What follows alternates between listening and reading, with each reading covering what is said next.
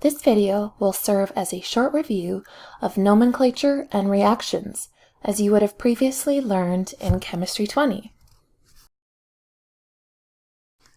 Before you name a compound, the first thing you need to do is determine if it is molecular, ionic, or an acid. Metal and nonmetal combinations are ionic. Nonmetal and nonmetal combinations are molecular. If hydrogen is written first in the molecular formula, then the compound is called acidic instead of molecular.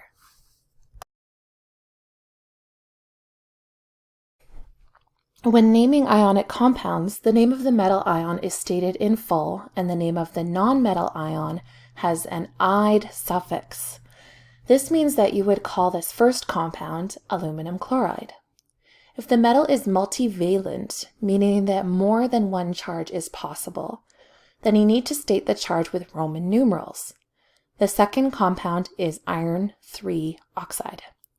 If there are lots of nonmetals written after the metal ion, then you will have to look up the name of the polyatomic ion. The name of the third compound is copper 2 nitrate. It is important to understand hydrates as well. The large dot in the chemical formula connects the ionic compound with the number of water molecules present. The naming conventions for these compounds has changed frequently, so you may see lots of different things if you search online. The correct name for this compound is copper 2 sulfate water 1/5. This shows that there are 5 hydrates for every copper 2 sulfate. When naming binary molecular compounds, use the prefix system. This means that you should count the number of each element and then use the appropriate prefix. It is common to omit prefixes when naming hydrogen compounds, such as hydrogen sulfide, which is H2S. There are many common names for larger molecular compounds. Be sure to refer to your data booklet frequently to determine the common name. There are 5 types of reactions that you should be able to predict. If 2 elements are being combined, a formation reaction has occurred, and the product would be a compound. If a compound is broken up, a decomposition reaction is expected, and 2 elements will form.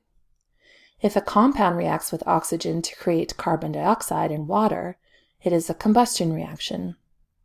Single replacement involves replacing one ion with another in an ionic compound, and double replacement involves trading ions with another compound. Be sure to balance your reaction and include states of matter at all times.